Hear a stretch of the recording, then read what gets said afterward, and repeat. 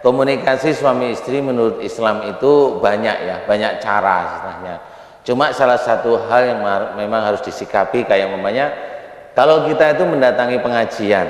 Nah, padahal kita di dalam keluarga itu kadang kita masih ada kekurangan antara suami dengan istri. Nah, kalau saya boleh memohon ceritanya Mas Bayu. Jadi, kalau saya boleh memohon kalau mendatangi pengajian tapi keluarga ini istilahnya masih haus dengan pengajian, haus dengan ilmu-ilmu Allah, itu saya mengajak suami istri itu datang berbarengan. Datang istrinya sama-sama mendengarkan. Kalau anak-anaknya sudah mulai lepas akil balik dan mau bisa diajak pergi ke pengajian, diajak sesekali, dua kali boleh.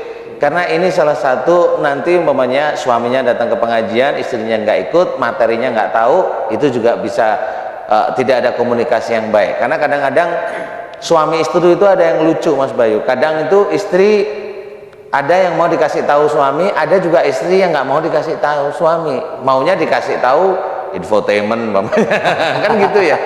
Ada juga sama suami ada yang mau dikasih tahu istri, ada sih, tapi ini jarang-jarang. Ada yang gengsinya tinggi, jadi kalau istri ngasih nasihat itu nggak mau. Nah, ini kalau datang ke pengajian sama-sama bareng-bareng, ini kan bisa belajar tentang kekurangan masing-masing. Kekurangan masing-masing. Salah satu hal di dalam kita itu berkomunikasi, cobalah kita mengacu satu ayat dulu aja. Kalau menurut saya satu ayat dulu aja ada dalam Quran itu salah satunya. Ini yang harus kita perhatikan dan kita jalankan. Bunyinya begini, lintalahum walau kunta faddan ghalidzal qalbi lan faddu min haulik. Yang artinya adalah ini bagus sekali bagi kita suami istri atau keluarga yang mau menuju menginginkan keluarga sakinah. Lintalahum, lemah lembutlah kamu kepada mereka. Jadi kita disuruh oleh Allah Ta'ala lemah lembut kepada siapapun yang kita hadapi, kepada istri, kepada anak, kepada orang tua, kepada semuanya. Walau kunta faddan ghalidzal qalbi lan faddu min haulik. Jika engkau bersikap keras lagi berhati kasar, maka mereka akan menjauh dari sekitarmu. Nah, kita yang sudah mengetahui tentang agama itu memang diinginkan oleh Allah Ta'ala untuk bisa menjadikan berubah atau berkomunikasi, atau memang jangan bersikap kasar. Jangan kasar kepada siapapun, lemah lembut, karena mereka istri atau suami itu bisa menjauh dari kita. Tapi yang namanya manusia kadang suka lupa, kadang salah. Menegurnya gimana Pak Ustadz? Menegurnya ya, menegur suami. Menegurnya ya, kalau itu jelas salah bilang aja ya, adik, mah, bu, apa yang kira-kira itu salah pembicaraanmu, menyalahi firman, menyalahi sunnah, janganlah kamu bicarakan, nanti akan menjadi dosa. Itu cukup. Kalau enggak juga Pak Ustadz? Kalau enggak ya dibilang kayak itu lagi. Terus saja? Ya terus saja. Ada urutannya gak sih Pak Ustadz? Ada, nanti kalau 5 tahun 10 tahun itu udah kasar nih ceritanya, si istri kasar, silakan memilih yang lain.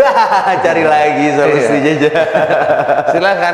Tapi kalau hanya cuma kata-kata yang tidak enak itu enggak ya. Kalau itu enggak ya. Tapi intinya adalah bagaimana si istri itu memang tidak mau diajak sujud, itu kuncinya. Jadi kalau mau cari lagi itu harus istri itu tidak mau diajak sujud. Itu kunci, itu baru berpikir yang lain. Tapi kalau istri hanya cuma lupa ini itu nggak perlu lah. Masih tanggung jawab suami. Apalagi istrinya baik, jangan. Istrinya nurut, ngikut, jangan. Nah, kalau kita sudah berbuat baik, sudah melakukan komunikasi yang baik terhadap istri, terhadap suami gitu ya Pak Ustadz ya. Kira-kira penyakit apa sih yang bisa kita hindari? Banyak ya, karena penyakit itu kan tergantung kesalahan dari tubuh kita. Umpamanya kita itu salah ngomong, bukan salah ngomong ya, istilahnya kalau kita memang sadar omongan kita itu isinya memaki aja umpamanya ya, banyak memakinya, itu nanti kan penyakitnya ada di mulut.